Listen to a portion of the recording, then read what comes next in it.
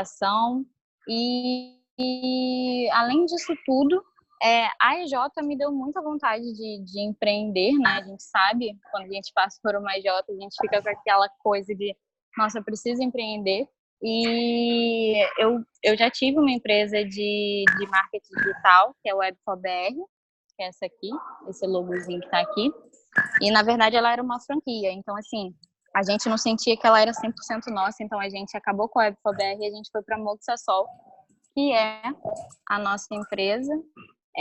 Eu falo nossa porque o meu noivo também é do MESD e a gente é sócio nessa empresa. Então, a gente tem toda uma estrutura para ministrar cursos. Temos cursos online, temos treinamentos, temos palestras. Depois, se vocês quiserem conhecer um pouquinho mais da Moxasol, também pode entrar lá no site. E é isso. É uma breve apresentação minha e já vamos começar. Gente, se vocês tiverem alguma dúvida em qualquer momento, vocês podem... eu acho que aqui no Zoom tem, né? Um levantar a mãozinha. Então, se vocês tiverem dúvida, quiserem perguntar alguma coisa, pode ficar à vontade, tá? Eu vou tentar sempre estar dando uma olhada aqui para passar as informações para vocês. Então, vamos lá. Pode deixar que eu tô olhando o chat, é que a coisa eu te grito. Ah, então tá. Ótimo. Obrigada, Thaís. Eu acho, se tiver alguém também com o som ligado, gente, do microfone é bom desligar. Eu acho que tem algum barulhinho aí que eu tô ouvindo. Só para todo mundo escutar bem, tá bom? Então, vamos lá. Essa parte inicial vou tentar ser o mais breve possível, para a gente não ficar muito na teoria, a gente poder praticar bastante e também vocês perguntarem, vocês tirarem todas as dúvidas que vocês quiserem. Eu acho que cada um tem, né, na EJ uma realidade diferente, então eu acho bem importante essa parte da gente tirar todas as dúvidas e ver, porque cada EJ vai ter uma dúvida específica de acordo com a sua realidade. Então, vamos lá. A gente sabe que é muito importante a precificação, né? Porque você pode, às vezes, dar um lucro muito grande para a empresa e, às vezes, você pode também dar um prejuízo muito grande. Então, é muito importante a gente precificar e ser o mais preciso possível. Não é legal nem você cobrar um projeto muito barato. Às vezes, a gente acha, não, eu vou cobrar muito barato do meu cliente porque eu quero fechar muitos projetos. E, às vezes, isso não é legal. Isso não faz você fechar mais projetos. Então, as pessoas acham que, não, vou cobrar muito barato. Ou então, eu vou cobrar muito, vou deixar um sobrepreço gigantesco e vou ganhar muito dinheiro. E às vezes você pode perder uma concorrência, por exemplo. Às vezes você pode ter diversos problemas por conta disso. Então, a gente tem que ficar o mais próximo da realidade possível. A gente não pode nem ficar muito acima, nem muito abaixo. Então, agora aí, geralmente, eu costumo perguntar nessa parte a diferença entre custo e preço.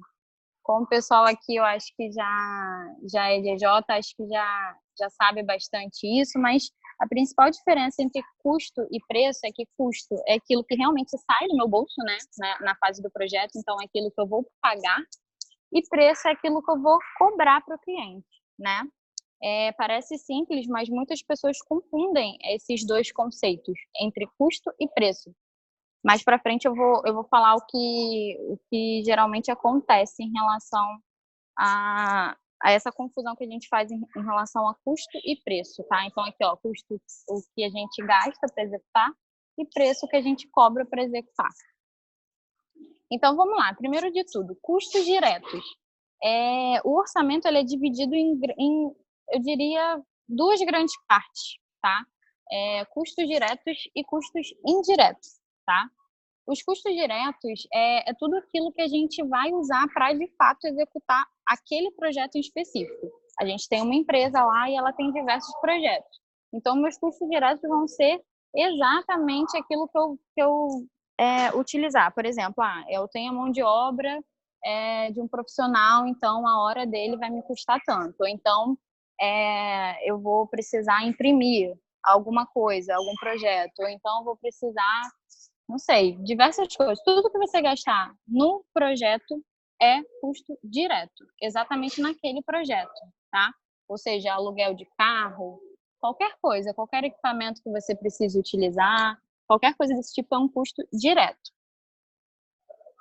E os custos indiretos, é aqui que o bicho pega geralmente, porque o pessoal foca muito nos custos diretos e acha que por você estar ali mexendo com a mão na massa naquilo ali é o mais importante. Se você esquecer, sei lá, uma passagem de ônibus ou então um equipamento que eu tinha que comprar, alguma coisa desse tipo, as pessoas focam muito nessa parte. Agora, nos custos indiretos, não é todo mundo que sabe fazer, não é todo mundo que sabe calcular isso.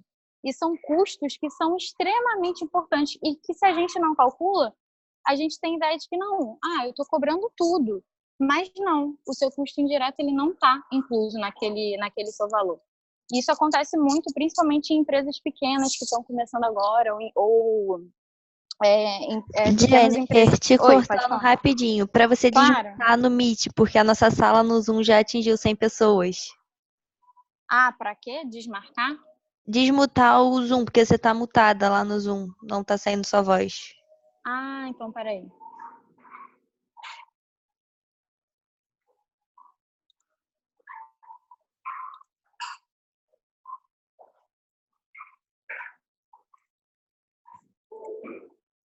Foi? Tá me ouvindo, Thaís?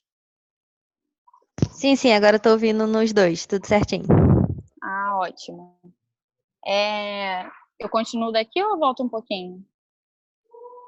Pode continuar normalmente. Tá bom. Então, como a gente estava falando, os custos indiretos, eles são muito importantes, tá? E o que são exatamente os meus custos indiretos? É tudo aquilo que a sua empresa ela vai gastar, mas que não está ligada diretamente ao projeto. Ela está ligada de forma indireta. Por exemplo, se eu tenho um escritório central e eu preciso pagar o aluguel desse escritório, isso é um custo indireto. Se eu preciso pagar a luz desse escritório, isso é um custo indireto. Se eu preciso pagar telefone, é um custo indireto. Se eu preciso pagar uma pessoa, uma recepcionista, por exemplo, para ficar atendendo ou para ficar trabalhando lá naquele escritório, isso é um custo indireto. E além dessas coisas que eu falei que são as mais comuns que a gente tem na cabeça como custo indireto, tem diversas outras coisas que compõem o nosso BDI. Daqui a pouquinho, é o próximo slide, a gente vai falar do nosso BDI. Vai entrar também margem dentro dos nossos custos indiretos, vai entrar seguros, garantias, vai entrar risco, se o meu projeto ele é muito arriscado ou não. E eu vou desmembrar cada itemzinho desse que entra no nosso BDI, para a gente saber exatamente como calcular cada um deles, porque às vezes as pessoas têm noção que existem esses custos, mas elas não sabem como distribuir isso dentro dos projetos delas. Então, vamos lá. A gente tem o nosso BDI, tá? Que é o custo de diferença faturamento, tá? O que entra nele? Entra todos os benefícios e despesas indiretas, tá? Tudo aquilo que eu falei para vocês e os nossos tributos e a nossa margem também. A gente vai ver a fórmula da gente calcular esse BDI. Então, quando vocês tiverem BDI na cabeça, às vezes alguns locais ou empresas chamam de markup também, gente, tá? Caso vocês escutem, é só um nome diferente para o BDI. No mercado, geralmente, principalmente em licitações, a gente usa esse termo BDI, tá? Então, toda vez que a gente falar de BDI, nada mais a gente está falando do que os custos indiretos do nosso projeto. É tudo aquilo que eu falei, mais os tributos, mais o nosso lucro. Ou seja, a gente vai achar um custo direto do nosso projeto e eu vou aplicar um percentual desse BDI em cima desse meu custo direto, tá? Esse BDI, ele é um percentual. Vocês vão ver a forma da gente chegar nele. E quando a gente chegar nesse percentual, nada mais é do que jogar esse percentual em cima do meu custo direto, tá? Então, vamos lá. Essa é a fórmula de cálculo do BDI, tá? Vocês não precisam, se não quiserem, se aterem muito nessa fórmula agora, tá? Porque é bem específica, é para quem já está bem avançado na parte de precificação. Se você está iniciando agora, só o percentual, se você pegar todos esses itens aqui, que compõe o BDI, você conseguir esse percentual, somar todos esses percentuais e jogar, adicionar no seu custo direto, você já está calculando de forma correta o preço final do seu produto, tá? Isso já é muito bom. Mas, se você quiser usar a fórmula, aí é melhor ainda. Isso aqui é o que a gente faz no mercado. Isso aqui é o ideal, tá? A gente utilizar essa fórmula. Alguns locais, vocês vão ver, principalmente em licitação pública, que eles colocam o lucro aqui em cima, ao invés de embaixo. Embaixo só entra os tributos, tá? Ou vice-versa. Alguns locais usam isso aqui. Isso aqui, ó, tributo municipal, tributo estadual, tributo federal. Ou seja, são todos os tributos somados mais o lucro no denominador. E em cima são todos esses itens aqui, tá? Então, eu vou falar de cada um deles para vocês. Acho que tem alguém com o microfone ligado. Surgiu uma dúvida aqui que o Gabriel ele perguntou se custo direto, no caso, é o que agrega valor diretamente no produto ou serviço. Isso, exatamente. É exatamente isso. É diretamente. É aquilo que você gasta para executar aquele projeto. Tá? De forma direta, né? Porque pode ser que você utilize, sei lá, o escritório, só que ele não... O que eu gosto de fazer para esclarecer bem, gente, é assim, a gente pensar, isso aqui eu estou usando exclusivamente para esse projeto? Porque se você passa a usar determinada coisa para executar, mas você usa de forma dividida para diversos projetos, ele já passa a ser um custo indireto, porque você está utilizando aquele recurso, dividindo aquele recurso para vários projetos. Então, ele não é exclusivo, não é uso direto daquele projeto. Ele já passa a ser indireto. Ficou claro? Mais alguém tem dúvida, gente, em relação a isso?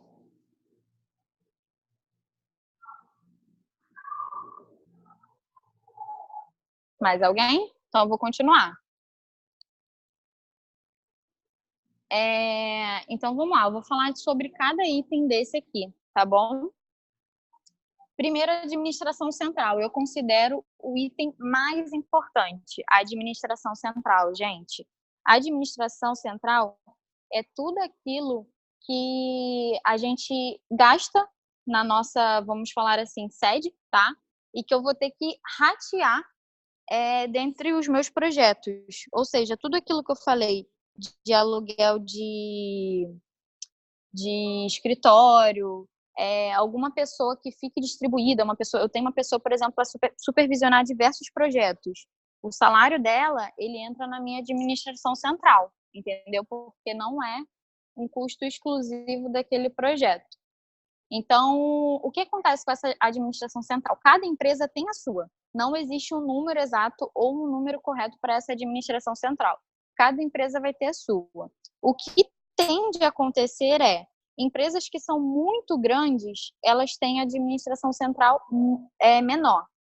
Empresas que são pequenas, que têm uma estrutura pequena, geralmente o percentual de administração dela é maior. Por que isso acontece? Porque se eu tenho uma estrutura de faturamento muito grande, se eu tenho um faturamento muito grande, a tendência é que na hora de eu dividir esse meu custo de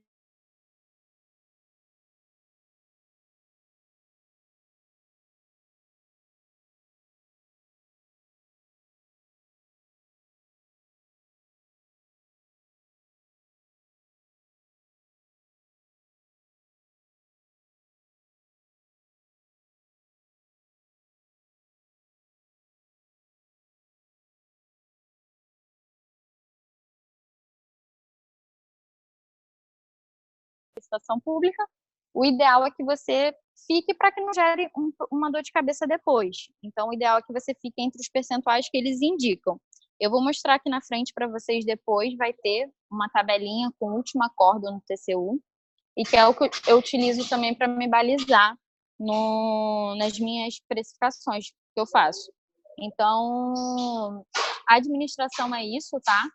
Então, representa a razão entre o custo da sede e o custo ou faturamento mensal. o cálculo dele é exatamente isso, gente. Vai ser quanto que você gasta, por exemplo, você vai levantar. As empresas geralmente fazem isso anual, tá?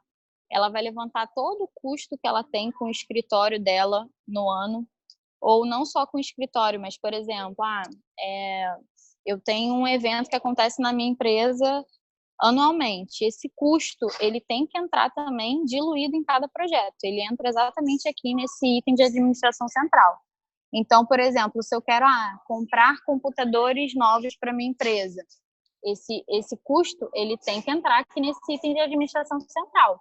A gente tem que pensar o seguinte: os projetos são o que pagam a nossa empresa. Então, qualquer coisa que eu vá investir na minha empresa, seja computadores, seja qualquer coisa desse tipo, tem que entrar nesse custo de administração central, porque vão ser os projetos que vão pagar isso. A gente não pode simplesmente achar que esse dinheiro ele vem do nada, entendeu? Então, sempre tem que estar diluído nos projetos esse custo. Então, vocês vão achar, anualmente, tem empresas que fazem isso mais constante, tá? Mas eu acho que anualmente já é bem razoável você pegar o seu faturamento e dividir pelo percentual dos seus custos, tá? Você vai dividir quanto que você gasta no ano sobre o faturamento que você espera ter, ou algumas empresas utilizam como base o faturamento do ano passado, entendeu? Que aí você pode ter ou uma projeção, né, do que você quer para o próximo ano e usar esse percentual, ou você pode utilizar como base o que aconteceu realmente no último ano, tanto os custos, né, que você teve no ano, como o faturamento do ano. Aí você pode chegar nessa razão, nesse percentual de administração central. Custo financeiro. Novamente, gente, não se atém a essa fórmula, tá? Eu só coloquei para demonstrar. Mas o custo financeiro, pensa o seguinte, às vezes geralmente a gente trabalha, né? A gente gasta um dinheiro para executar um projeto ou fazer qualquer tipo de serviço e a gente recebe depois, né? Ou o cliente ele vai parcelar, ou ele vai me pagar depois de alguns dias.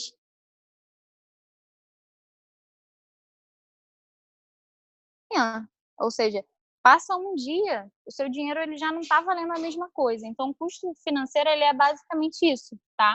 Ele é um percentual que vai te deixar coberto se você executou um projeto ou teve um custo e depois de algum tempo você foi lá e foi receber, por exemplo, depois de 20 dias. Isso acontece muito nos contratos públicos. Você presta o serviço e só depois de 20, 30 dias que você vai receber. Então, esse custo, essa defasagem entre o que você gastou e quando você vai receber é o meu custo financeiro. Ele tem que estar orçado também. Ele tem o seu percentual. E eu vou mostrar para vocês no BDI quanto que eles indicam para ser esse percentual. E aqui é a nossa composição, tá? Do preço de venda. O nosso custo indireto, nossos custos diretos, a maior parte aqui, tá vendo? Custo indireto e o lucro. É assim que a gente obtém o nosso preço de venda. Deixa eu antes mostrar para vocês aqui os outros itens aqui. Esses dois, que foram os primeiros que eu falei, ó, administração central e custo financeiro, eles são os mais importantes, tá? Depois a gente vai falar sobre a margem de incerteza, que as pessoas chamam também de risco, tá? Ou seja, se eu tenho um projeto que é muito grande ou que é uma coisa que eu geralmente não faço, ou eu não me sinto tão à vontade de fazer esse tipo de projeto, é algo muito arriscado, que envolve muito risco, a gente vai colocar um percentual, né, mais acentuado. Agora, se é uma coisa que eu estou acostumada a fazer, se é algo muito simples, que não envolve muito tempo, que eu não corro grandes riscos, eu vou colocar um percentual menor, tá bom? Então, esse MI aí, ele nada mais é do que o meu risco, tá? Os seguros, geralmente, alguns locais vêm até juntos, seguros e garantia, tá? O que eu vou falar de forma separada de cada um deles. Os seguros, eles são formas que o cliente quer que você resguarde, por exemplo, um seguro fiança ou um seguro garantia.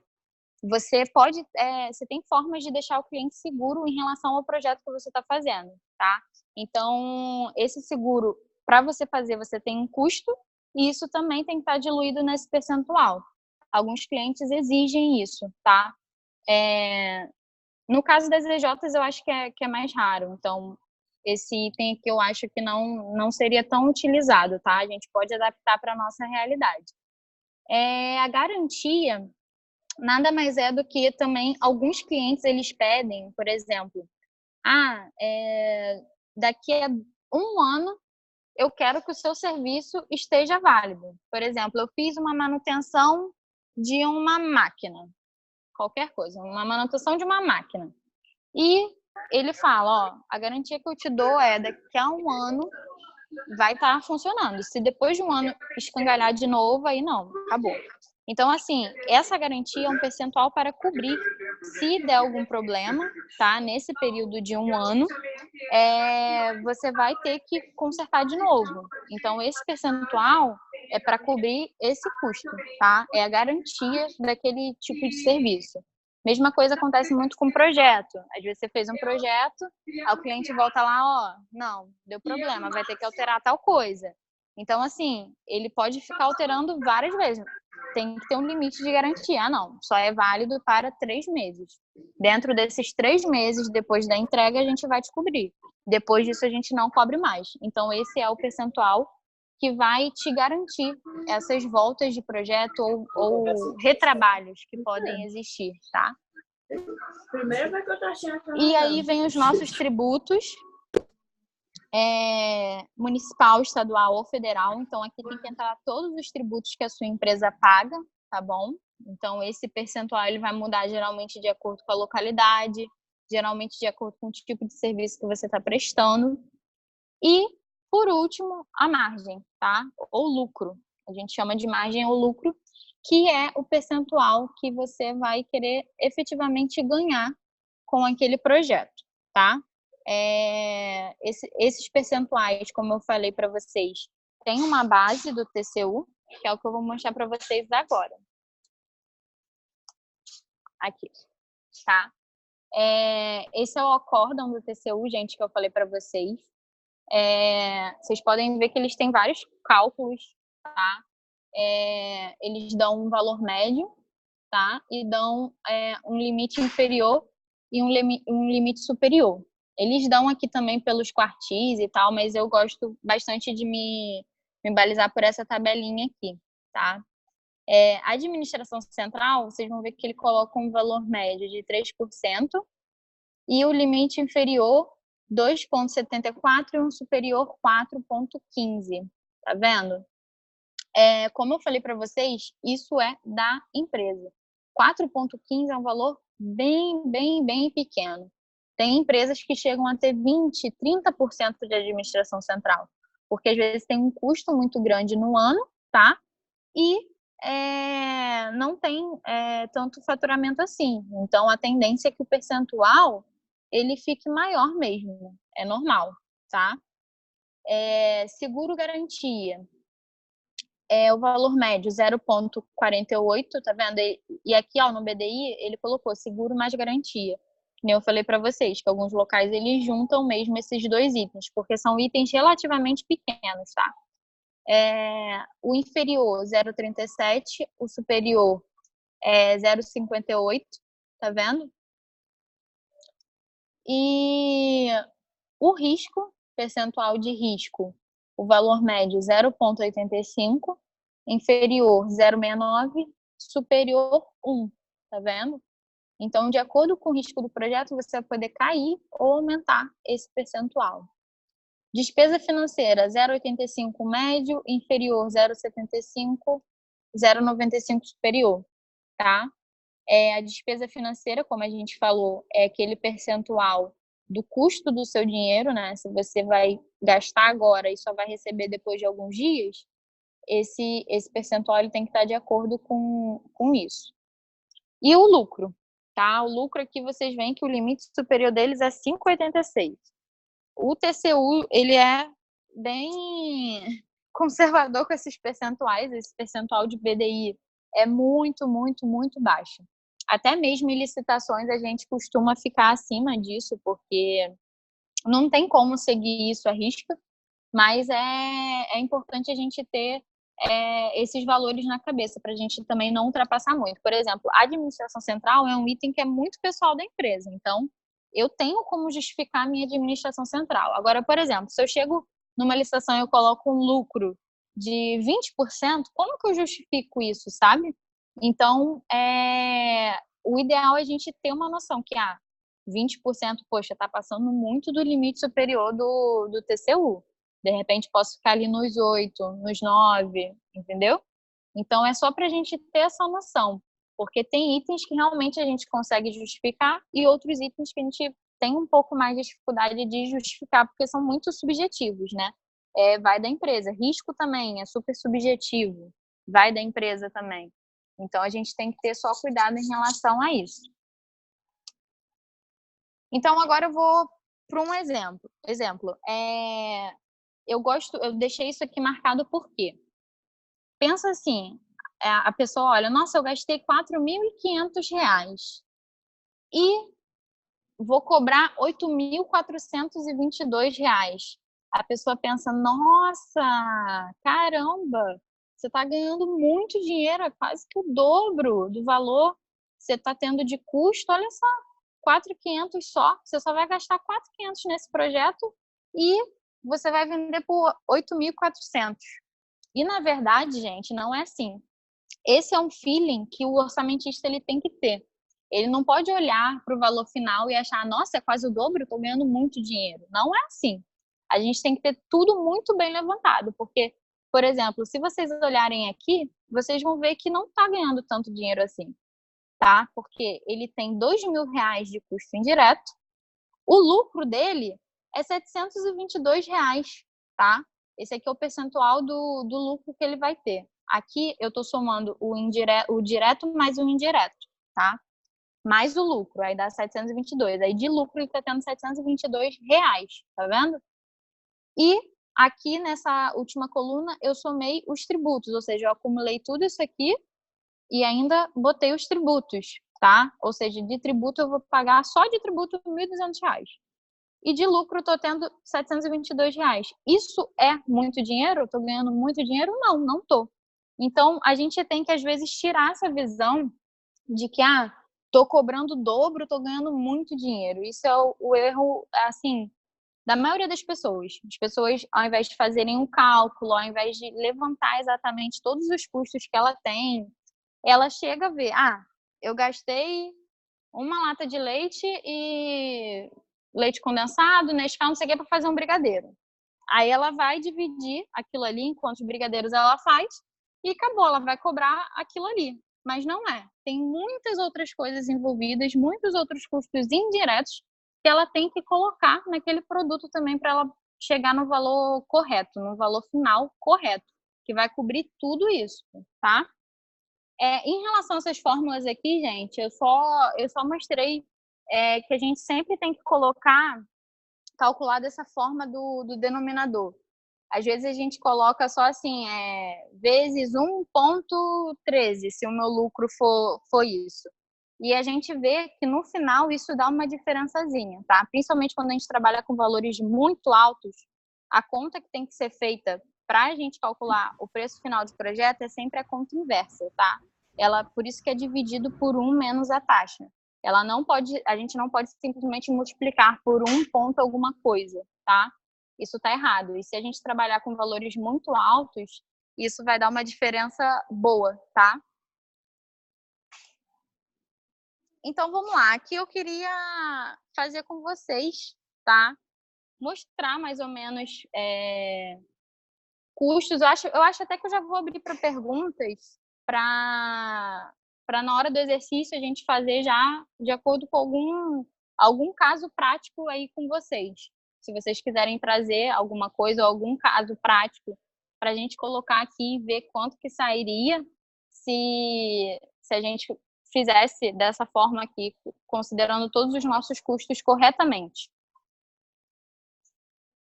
E é isso. Vamos para as dúvidas? Beleza.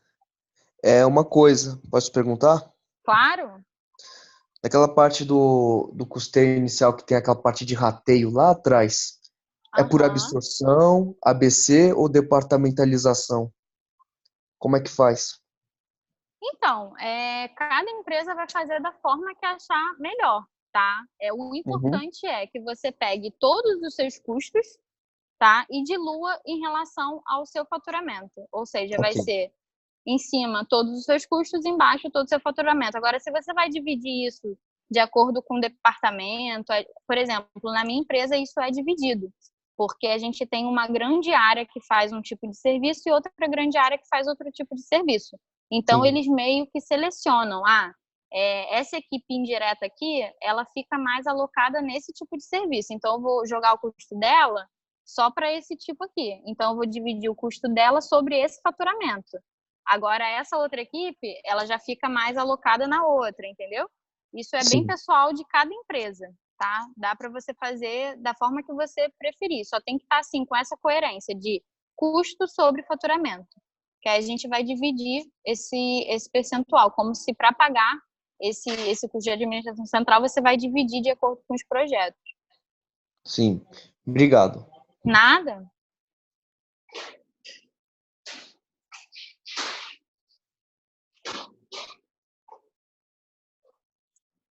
Mais alguma dúvida, gente? Tem uma dúvida aqui no chat, Jennifer. Custo mensal dividido Sim. pelo faturamento mensal. Se é mensal, então pode ser. Se a empresa achar que essa é a melhor forma de chegar na administração, você pode utilizar mensal, sim, tá? Só que geralmente as empresas utilizam isso de forma anual para não ficar alterando muito esse índice, tá? Mas não tem problema nenhum, você pode chegar nesse percentual de forma mensal também. Só que Você. aí todo ano você vai ficar alterando, todo Porra! mês. Participei de uma capacitação online que tivesse 95 pessoas participando. Que bom, isso é muito bom. Eu tenho uma dúvida sobre questão de quando você falou o salário dos empregados, né? Que você divide Aham, como custo da empresa. Só aham. que trazendo um pouco para a nossa realidade de SJ, a gente cobra praticamente o nosso salário em relação a homem-hora, né? Então a Isso. gente não teria um salário e sim só cobra Uhum, quando é o homem-hora.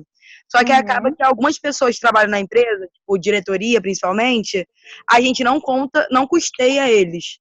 E aí eu uhum. queria saber se você tem alguma ideia, tipo, se a gente começa a meio que supor um salário, estabelecer e também trazer isso para o custo da empresa, ou você acha que é uma realidade que é realmente muito diferente, então não tem. Não, tem sim, importante, muito importante essa pergunta.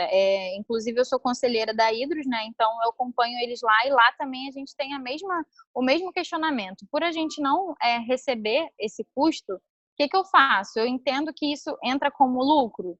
Sim, gente, a gente pode pensar sim que é um dinheiro que a gente tá recebendo e, na verdade, não vai ser utilizado pelos membros, mas você pode acrescentar percentuais que podem ir para o membro se você não quiser utilizar, eu não quero utilizar esse dinheiro de forma que vá somente para o lucro. Você pode pegar parte desse dinheiro e colocar para investir nos membros, mas eu acho que esse valor de hora tem que entrar sim na precificação da EJ.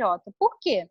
Se eu não cobrar simplesmente nada relacionado à hora, se eu não tiver nenhuma base, meu custo, meu valor do meu contrato vai ficar muito, muito baixo, vai ficar extremamente baixo. Então, assim, tem sim que ter alguma coisa que dê um volume em relação a essa parte das horas, tá? Na Hidros, a gente utiliza esse custo de homem-hora. Eu não sei exatamente como é, mas tipo, eu acho que é alguma coisa relacionada a tipo a hora de um estagiário, tá? O custo em si, o valor.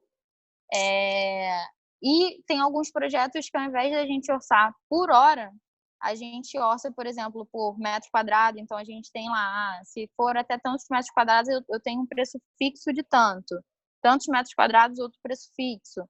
Então, a gente vai adequando, assim, para a realidade da EJ, a gente tem que adequar como chegar num valor fixo antes de aplicar o BDI, tá? Porque se a gente já pensou, se a gente cobra só realmente o que a gente gasta para fazer o projeto, não cobra as 6 horas, vai ficar um valor muito baixo, vai ficar um valor irrisório.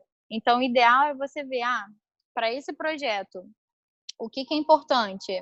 Eu posso medir ele como? Vai ser por horas? Então, eu vou colocar aqui um custo de 1 hora de um estagiário, que por si só já vai ser abaixo do mercado. Ou seja, o que uma pessoa faria com um profissional sênior, você está cobrando um custo de um estagiário. Ou seja, já vai ficar muito abaixo do mercado que você está cobrando. Entendido? Sim, sim, obrigada. Nada? A gente tem dúvida no chat, Jennifer. Esse custo indireto é apenas do tempo de duração de prestação do serviço? Apenas do tempo? Não sei se eu entendi a pergunta, mas, por exemplo, esse custo indireto é fixo da empresa, não está relacionado com o projeto, não, tá? É como se eu quisesse pegar todos os projetos que eu vou ter na empresa, tá? E pagar cada pedacinho, eu vou pagar um custo indireto desse, sabe? Eu não sei se eu entendi muito bem a pergunta, mas eu acho que a pessoa quis perguntar em relação a se esse custo indireto ele é uma coisa meio que exclusiva durante o tempo do projeto, né? Não é. É geral, tá? Algumas empresas, inclusive, elas dividem, sabe? Pela quantidade de projeto. Cheguei num custo, vou dividir um percentual para cada projeto que eu tiver. Por exemplo, eu tenho 7 projetos aqui, então eu vou dividindo para cada um esse custo. Não sei se eu consegui entender bem a pergunta. Jennifer, a gente tem mais perguntas no chat. Vamos lá.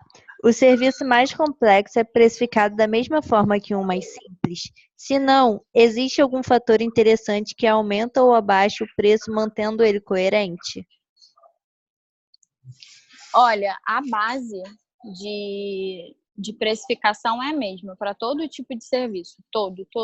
Desde do mais simples ao mais complexo, tá? Eu costumo até brincar que, assim, quem faz orçamento e quem sabe de orçamento orça qualquer coisa. Ele pode precisar da pessoa técnica para indicar para ele qual tipo de custo direto ele vai ter envolvido ali. Mas ele vai conseguir chegar num preço final, sabe? Então, assim, quem tem essas noções de orçamento, ele vai orçar qualquer coisa. Ele só vai precisar de um suporte técnico, mas, assim, ele vai chegar num preço final de qualquer forma. Qual era a outra parte? Se tinha alguma coisa para... Acho que para compor o preço melhor, era isso? Se existe algum fator interessante que poderia aumentar ou abaixar o preço.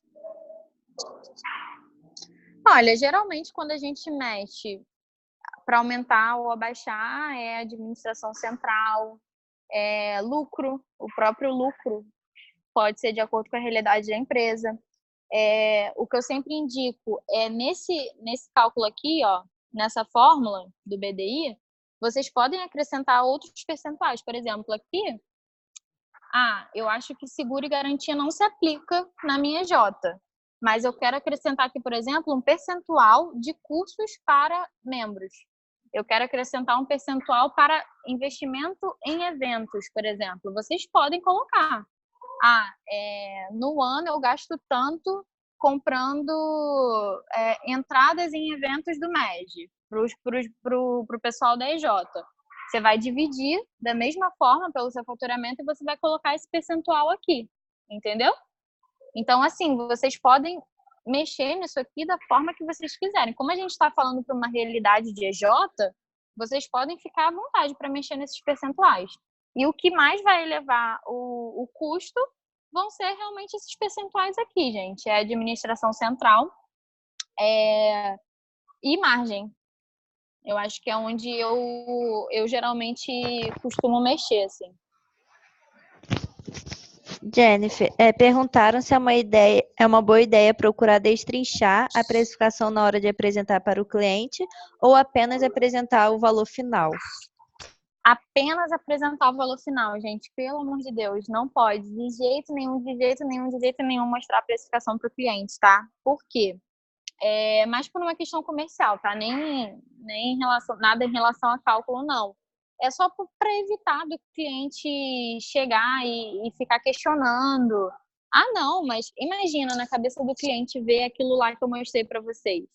Nossa, mas você só gasta 4.500 para fazer o meu projeto e você está querendo me cobrar 8.400? Você está querendo me roubar, entendeu? Então, assim, o ideal é a gente não mostrar, tá? Como eu trabalho muito com licitação pública, eu sou obrigada a mostrar. E isso faz com que determinados índices eu não possa aumentar tanto. Foi aquilo que eu falei para vocês. Às vezes eu não posso aumentar tanto um lucro, às vezes eu não posso aumentar tanto um risco, porque eu estou mostrando para o cliente. Então ele vai me questionar por que eu estou com aquele percentual alto. Então, se a gente abrir isso para mostrar para o cliente, com certeza ele vai questionar: nossa, mas você está com 10% de lucro? Isso está muito alto. Então, assim, isso acaba dando brecha para ele questionar ou para ele pedir desconto, o que não é legal, entendeu? Então, é sempre preço final.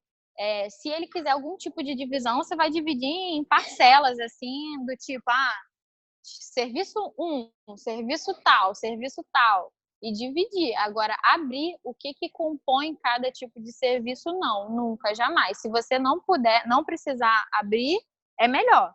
Pode ser que tenha algum cliente que exija. Como eu falei, cliente público geralmente exige isso, tá? Mas se não exigir, ótimo, passa para frente, só bota o preço final.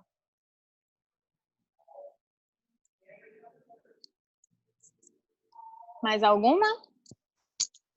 Mais alguma dúvida, galera?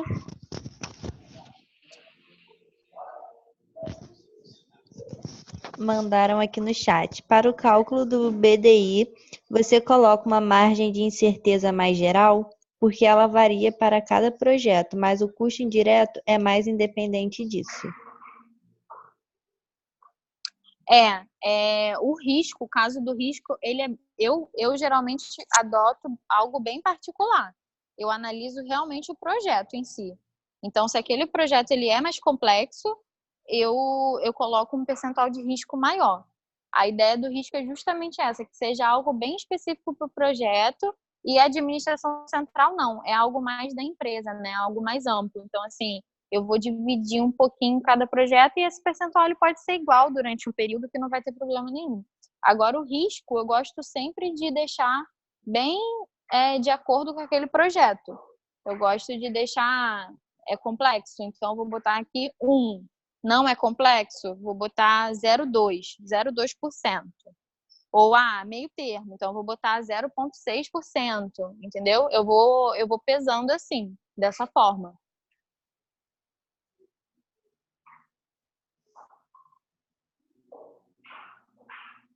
Boa noite. Sobre o lucro, eu não consigo entender assim claramente como que é efetuado o cálculo para eu poder conseguir identificar calcular o lucro em cima de todo o meu projeto. Você conseguiria me explicar, fazendo um favor? Claro, claro. Aqui, gente, eu fiz assim, de forma resumidinha, tá? Geral, eu nem utilizei a fórmula do BDI, não, tá? Eu fiz meio que assim, tá correto, porque eu fiz da forma inversa, tá? Mas não tá com a fórmula completa do BDI. Eu só joguei indireto, lucro e tributo. O que ele fez aqui? Ele somou 4.500 mais os 2.000, que é isso aqui, ó, é o B3 mais o C3, tá? E dividiu por 1 menos o meu percentual de lucro, que nesse caso aqui eu estou considerando que é 10%, tá?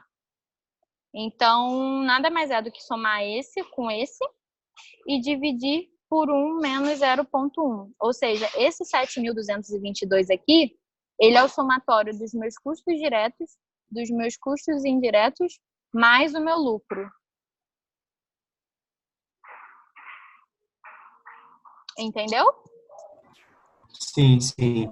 Mas assim, nesse caso, esses 10% que você pega, ele é tabelado ou é de acordo com alguma coisa da empresa? De acordo com a empresa, de acordo com quanto que a empresa quer ganhar naquele projeto. Eu acho que o meu lucro nesse projeto tem que ser 5%, tem que ser 10, 20, 30, isso aí é com a empresa, Sim, aí tá? geralmente quando você vai fazer a precificação, então você tem que analisar também a complexidade do próprio projeto para poder ter essa ideia do lucro, né? Da porcentagem, no caso, que você vai jogar, né? Geralmente o lucro, para ficar uma coisa padronizada e legal para a empresa, geralmente o ideal é que ele seja um só, tá? Eu costumo usar 9%. E aí você vai usar 9% em tudo. É a forma mais coerente. Na realidade, isso acontece geralmente não, porque o que acontece? Quando tem um projeto muito pequeno, aí eu olho lá, nossa, mas ficou muito barato. Onde é o primeiro lugar que eu costumo mexer? É o lucro. Não tem jeito, a gente acaba aumentando um pouquinho o lucro para chegar no valor que eu acredito que seja o ideal. Tá? Isso não é muito legal. O ideal é que você tenha um padrão. Eu vou cobrar 9%, é 9% para tudo. Porque aí, se o meu projeto for grande, vai ser 9% em cima de uma coisa grande, e se o meu projeto for pequeno, vai ser 9% em cima de uma coisa pequena. Então, fica bem coerente usar o percentual, entendeu? Porque ele vai estar modificando de acordo com o tamanho do projeto já. Essa questão de risco, se você analisar assim dessa forma, é melhor que ele vá para o item de risco, que aí é uma coisa bem específica do projeto. Agora, o lucro é uma coisa mais geral. Então, ideal é que ele fosse um só para todos os projetos. Mas você pode modificar também, como eu falei, isso fica a critério da empresa, tá? Jennifer, a gente tem outra pergunta aqui no chat. Às vezes nós realizamos serviços que são muitas análises. Por exemplo, 10 parâmetros específicos em relação a alguma análise. Aí nós precificamos em cima do valor completo da análise e passamos o valor final para o cliente. Mas às vezes o cliente pede o valor especificado por parâmetro. Como podemos passar esse valor? Entendo que ele pede tipo que um custo unitário, né? Algo assim, tipo um preço por parâmetro, né? Nesse caso, se você fez, não sei se eu entendi correto, se é realmente o custo unitário, mas se você fez a precificação do geral certinha, completa, total, não tem problema. Aí você só vai distribuir. Ou você vai dividir igual para cada tipo de análise, ou você vai dar um peso para cada análise, de acordo ou com complexidade ou com duração. Tem esses parâmetros que você pode jogar, você joga um percentual dentro de cada um, né? E distribui esse total de acordo com cada parâmetro que você vai precisar passar para ele, tá? Geralmente, em precificação, o que a gente utiliza para atribuir esses pesos sempre é duração, ou complexidade, tá? Basicamente, esses dois itens são os mais importantes, tá? Porque a duração está atrelada à hora de trabalho e à complexidade também. Então, tenta separar por esses parâmetros, dá um peso para cada um. Isso aqui eu vou demorar mais, então vai ser um percentual mais alto. E aí você vai dividindo esse valor total, você vai dividir por cada item.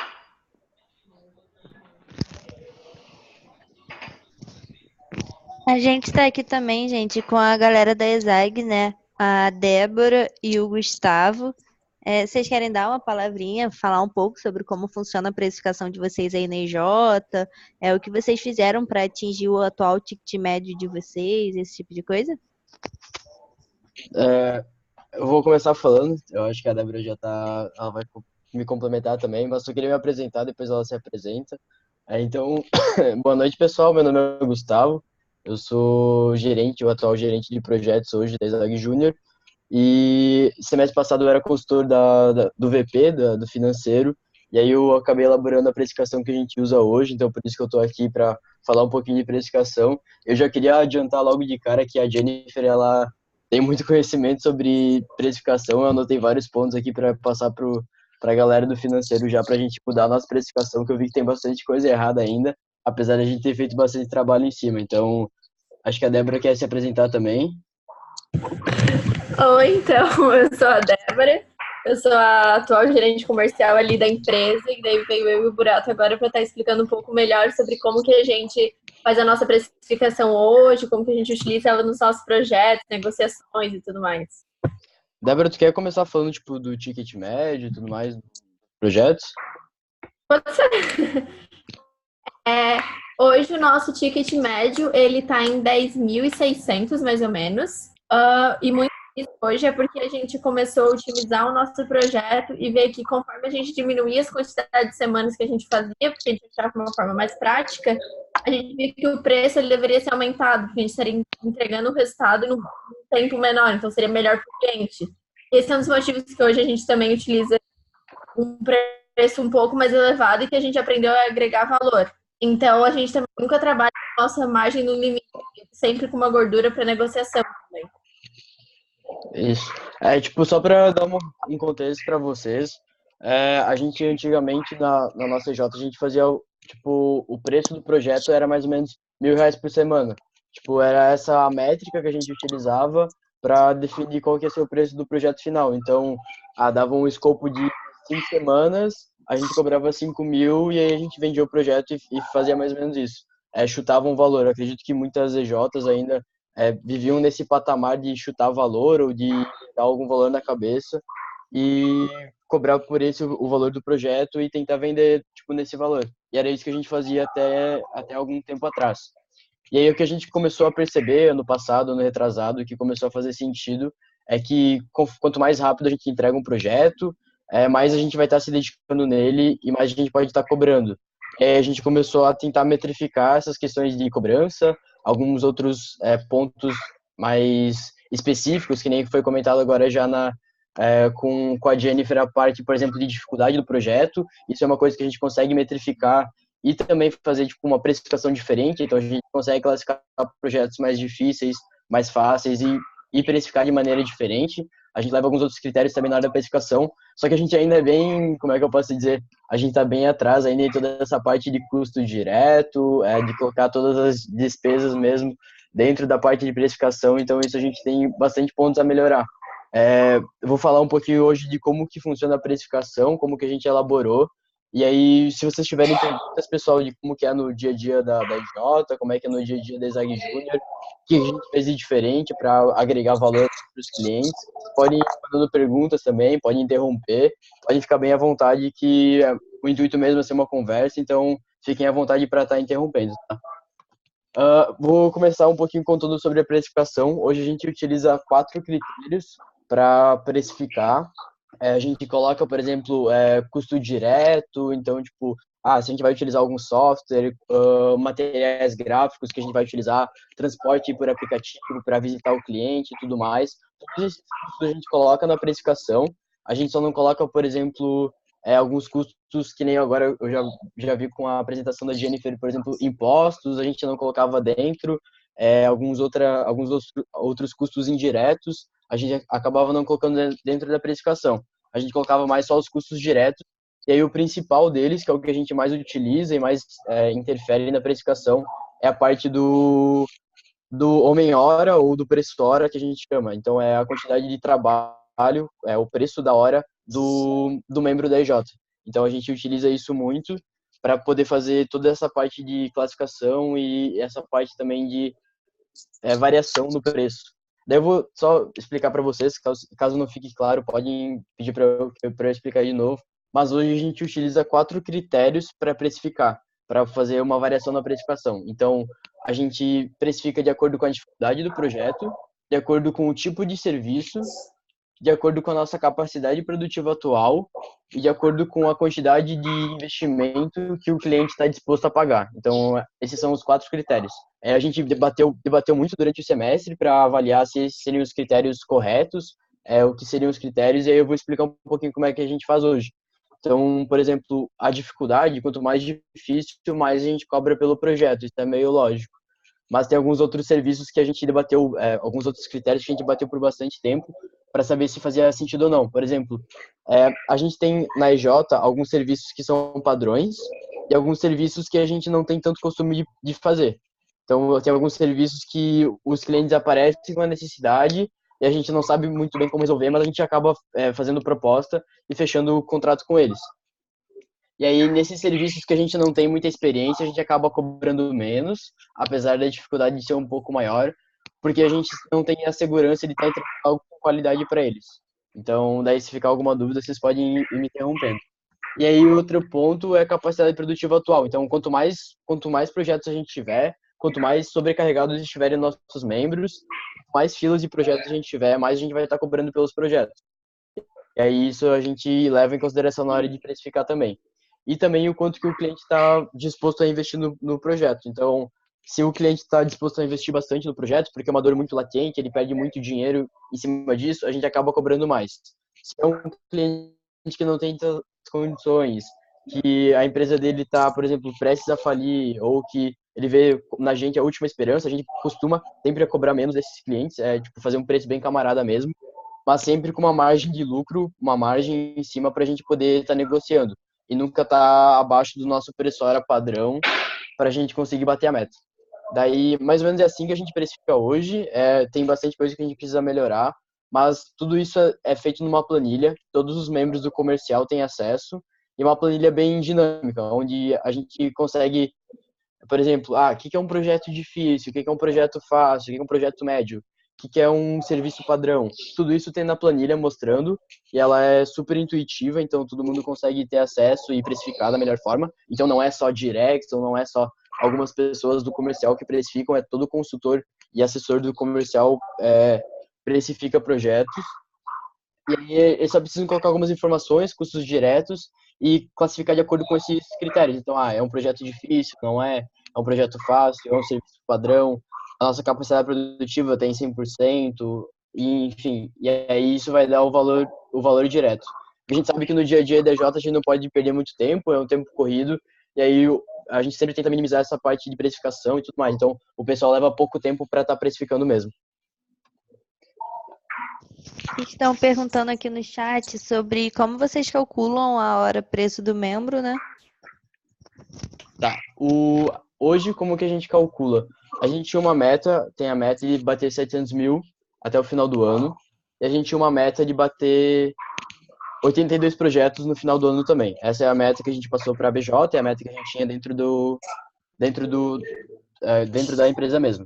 Aí o que a gente fez? A gente dividiu isso, esse número de faturamento por projetos, e teria um número de um faturamento por projeto, um preço por projeto.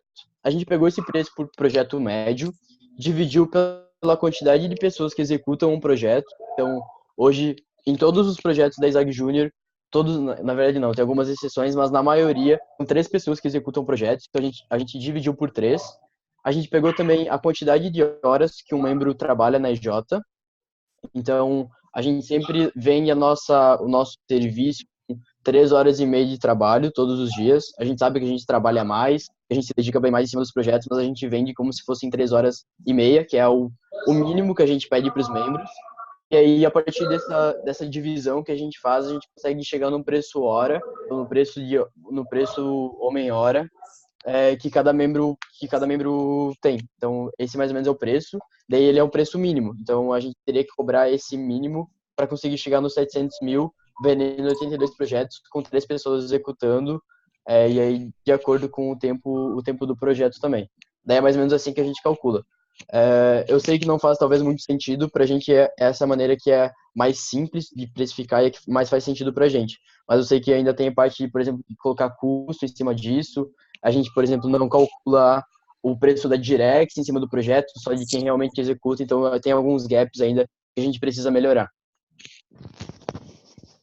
O que vocês falaram tá super coerente, tá muito bom, na verdade, porque a parte mais difícil na EJ da gente chegar é chegar nesse valor fixo, sabe? Nesse volume, quanto que a gente cobra pela hora e chegar nessa métrica. Vocês conseguiram fazer uma métrica de vocês de acordo com a realidade de vocês, então isso é muito bom. Essa é a parte mais difícil.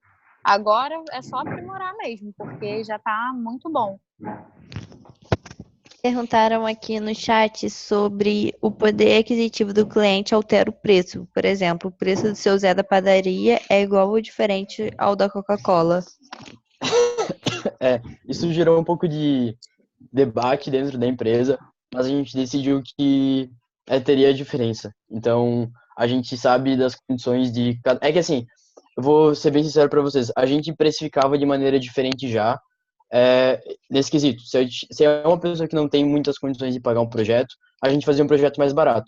Se eram pessoas que tinham condições de fazer projeto, a gente acabava cobrando o preço normal ou cobrava até um preço um pouco maior.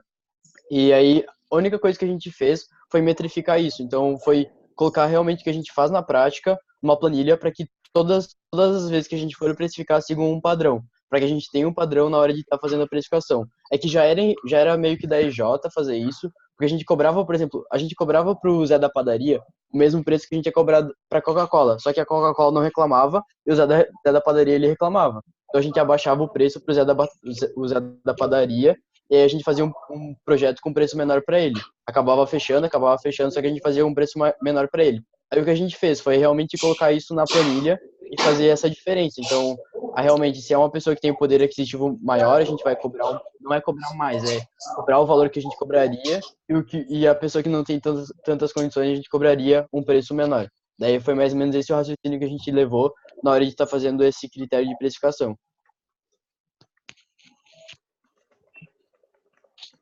Acho que foi respondido. Todas as perguntas foram respondidas. Se ficou alguma dúvida, pode perguntar também.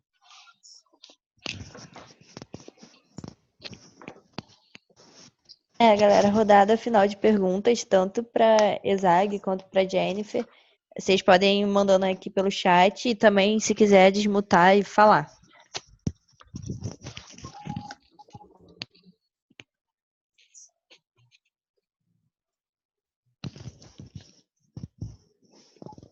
Zero dúvidas, então podemos se despedir, encerrar a RV. Opa, chegou uma pergunta aqui pelo chat. Qual o peso da capacidade produtiva no valor total da consultoria? Exemplo, se estamos na faixa X da capacidade produtiva, aumentará Y% no valor do projeto. Massa, tá. Isso é um ponto que tem que ser ajustado de acordo com a realidade de vocês. Então, a precificação é muito personalizada de EJ para EJ. O que a gente fez? A gente viu que a gente fez todo um estudo de todo o histórico da nossa EJ, então, de todos os preços que a gente cobrou pelos projetos e qual que era a situação que a EJ se encontrava dentro de cada um desses projetos, na hora da venda desses projetos. A gente sabia que a gente cobrava mais quando a gente não tinha nenhuma fila, porque a gente sabia, a gente realmente está sobrecarregado, a gente não tem como fazer projetos, está vindo mais demanda do que realmente tem, do que a gente precisa. Sabe que a gente poderia cobrar mais e que o cliente realmente ele pagaria a mais por isso e que ele esperaria a fila acabar para continuar o projeto. Então, a porcentagem em si vai muito do que era feito dentro da EJ antes, de como que era feito antes na EJ. Então, a gente seguia como base um histórico antigo na hora de precificar. Então, a gente via, por exemplo, se está todo mundo cheio, a gente tende a cobrar, por exemplo, em alguns projetos, R$1.000 a mais. A gente olhava quanto que era esse percentual de R$1.000 a mais e a gente acabou colocando isso dentro da planilha. Só que tudo isso foi feito com ajustes para que, por exemplo, se eu aumentasse, colocasse capacidade produtiva 100, muito budget, o cliente tem muita condição de pagar, um projeto muito difícil e o projeto padrão que a gente tem entrega, a gente tem qualidade, que vai ser, por exemplo, o maior preço hora, o maior preço que a gente já cobrou num projeto dentro da Ezag Júnior. Então, ele tem essa margem de limite. Ele tem uma margem de limite inferior também. Então, a gente fez com base nessas duas margens. Temos outra dúvida aqui. Pode repetir a forma que vocês calculam a hora consultoria? Não entendi a última parte. E outra, como vocês chegaram na porcentagem de lucro que vocês têm hoje por projeto? Tá, bom. Vou começar pelo inverso. A parte de lucro é uma parte que a gente não tem ainda. É uma parte da precificação que a gente não faz. É errado isso, é muito errado. Mas é que todos os custos da EJ hoje se cobrem, tipo, 100% de certeza que se cobrem. Só que a gente não sabe a parte do lucro. Isso é muito errado. A gente está tentando melhorar isso durante esse semestre. Aí, a segunda parte, como que a gente calcula a hora da consultoria? Tá. Tem os 700 mil que a gente quer bater no final do ano e tem os 82 projetos. Então a gente pega e faz um preço médio de projeto que a gente vai ter que vender. Esse preço médio a gente divide pela quantidade de membros que vão executar o projeto, que sempre são 3, e pela quantidade de horas que eles trabalham dentro da EJ, que são 3 horas e meia. E aí isso vai dar o preço hora mínimo que a gente vai ter que cobrar. Então, ele fica mais ou menos em torno de 22,04, se eu não me engano. E aí, desculpa. E aí a gente consegue aumentar essas taxas, por exemplo, colocar mais taxas se é um projeto mais difícil ou se a capacidade produtiva está maior, de acordo de acordo com esse preço hora base. Ah, e um ponto antes, respondendo a pergunta ali do Gabriel sobre a capacidade produtiva, a gente também tem um sistema que, se a gente não vendeu, se a gente está com poucos projetos executados, a gente deixa um valor bem menor, a gente faz um grande desconto para conseguir vender projetos para que todo mundo possa executar projetos. Porque no final de tudo, o que mais importa é que a gente execute projetos, tem que estar todo mundo executando projetos. Então a gente sempre bota bastante desconto caso a gente tenha, por exemplo, metade das filas abertas ou algo nesse nível. Se todo mundo estiver só fazendo um projeto, a gente sempre faz um grande desconto para que todo mundo possa fazer 2 projetos, que daí chegaria na capacidade produtiva total. Aí vai também da EJ saber qual que é a capacidade produtiva total dela, qual que é o fator limitante, se é a quantidade de projetos que um membro pode pegar por vez, ou se é a quantidade de projetos que um gerente pode gerenciar, o diretor, enfim. E aí ver qual que é esse critério para poder fazer a capacidade produtiva máxima.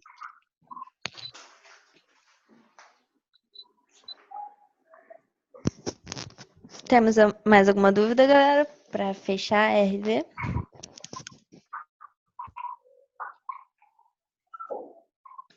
Na ESAG, um consultor pode fazer quantos projetos ao mesmo tempo? Eu acho que ele respondeu aqui, né? São 2 projetos. Isso, são 2, só que tem casos de pessoas que já pegaram 3. Então ficaram 2 ou 3 semanas fazendo 3 projetos. Teve agora um caso de um menino que ficou, acho que 1 mês e meio fazendo 3 projetos, mas ele tava, tipo, esgotadaço no final do período, então não é aconselhável. Semestre passado, por exemplo, nossa capacidade produtiva, o limite dela, o 100%, era por causa dos gerentes, que eles não poderiam executar mais de 6 projetos ao mesmo tempo. Gerenciar, no caso, mais de 6 projetos.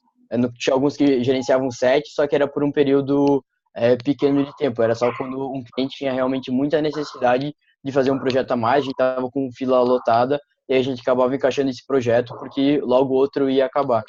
Então, mas na média são 2, às vezes 3, e aí a parte dos gerentes também, que é no máximo 6 projetos. Perguntaram aqui também sobre margem de lucro, se existe algum padrão ou é apenas no feeling. Eu acho que tanto você, Gustavo, quanto a Jennifer podem falar um pouquinho sobre isso, né?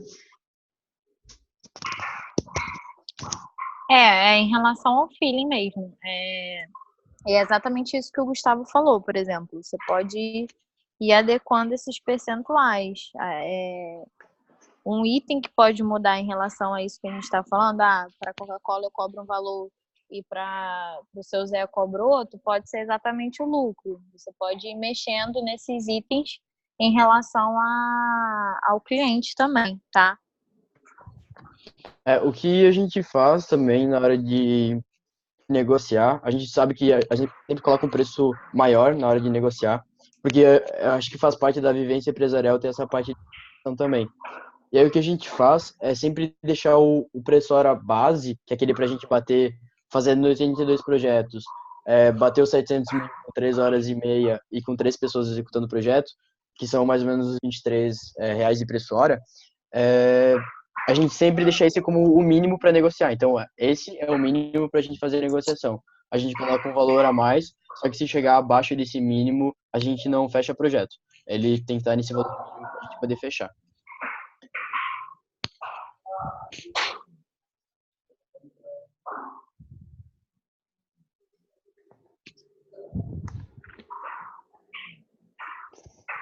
Mais alguma dúvida, galera?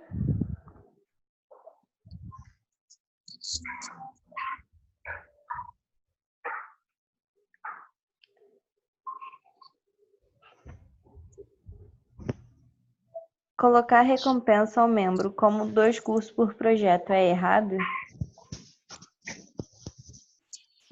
Eu não entendi muito bem a pergunta, não, desculpa. Eu acho que ele quis falar de precificar essa recompensa que você vai dar pro membro no projeto.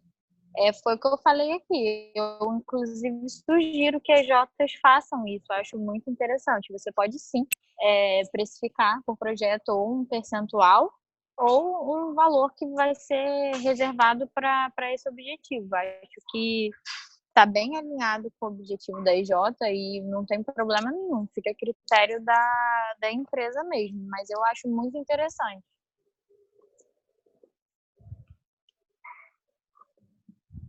Aí é só adequar a forma que vocês acham melhor, se é percentual ou se vai ser um valor mesmo.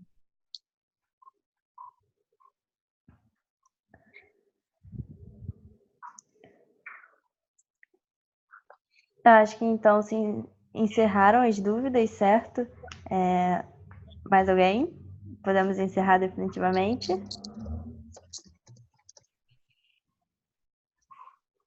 Vamos encerrar então.